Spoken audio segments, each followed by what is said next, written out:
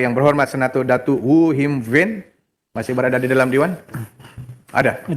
Yang berhormat Senator Datuk Woo Him Wen telah mencadangkan beberapa langkah dalam usaha memperkasakan gerakan koperasi seperti penubuhan Pusat Inovasi Koperasi Nasional, memperluaskan skim pembiayaan melalui Bank Rakyat atau Tekun, khusus untuk koperasi yang berprestasi baik, mewujudkan kerjasama koperasi serantau agar koperasi kecil boleh bergabung dalam rantaian nilai yang lebih besar dan memasukkan koperasi dalam agenda ekonomi hijau. Untuk makluman ahli yang berhormat, sehingga 31 Desember 2024, sebanyak 16.284 buah koperasi telah didaftarkan dengan keanggotaan seramai 7,2 juta orang. Jumlah aset koperasi yang direkrutkan adalah bernilai 173 bilion ringgit. Manakala jumlah modal share atau iuran koperasi pula adalah sebanyak 18 bilion ringgit serta perolehan koperasi berjumlah 68 bilion ringgit. Dalam hal ini, fokus pembangunan koperasi di bawah RIM ke-13 adalah di bawah pemerkasaan sektor ketiga bagi memastikan pertumbuhan ekonomi sosial yang terangkum dan mampan dalam meningkatkan tahap sosioekonomi rakyat. Oleh yang demikian, Koskop melalui agensinya, yaitu Suruhanjaya Koperasi Malaysia SKM dan Institut Koperasi Malaysia IKMA, komited untuk terus memperkasakan gerakan koperasi di negara kita berdasarkan kepada Plan Transformasi Koperasi Malaysia Transkom 2021-2025 dan Dasar Koperasi Malaysia Dakum 2030 yang bermatlamat memperkasakan sektor koperasi yang berdaya tahan dan berprestasi tinggi sebagai penyumbang kepada ekonomi utama negara.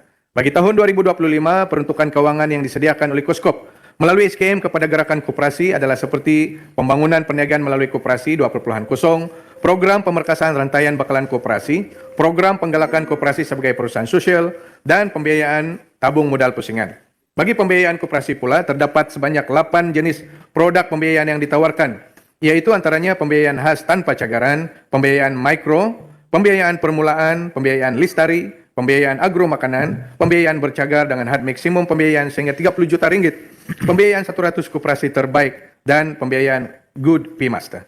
Selaras dengan RIM ke-13, SKM akan meneliti skim-skim pembiayaan yang boleh diperluaskan untuk manfaat koperasi. Ia termasuk mengambil kira pendekatan agenda hijau dalam pelaksanaan program pembangunan koperasi sepanjang RIM ke-13 kelak. Selain itu, antara langkah pembaharuan yang dirancang untuk memastikan gerakan koperasi kekal relevan dan berdaya saing dalam menghadapi perubahan landscape ekonomi negara dan global adalah seperti berikut. Pertama, meliberalisasi perundangan supaya mesra perniagaan koperasi melalui penggombalan akta koperasi yang baru bagi menggantikan Akta Koperasi 1993 untuk memastikan gerakan koperasi terus berkembang seiring dengan persekitaran ekonomi semasa. Yang kedua, mengukuhkan struktur ekonomi strategik koperasi khususnya dalam sektor pertanian, peruncitan, perkhidmatan, termasuk pelancongan dan pengguna selain perkhidmatan keuangan bagi membina sektor koperasi yang berdaya tahan dan berprestasi tinggi.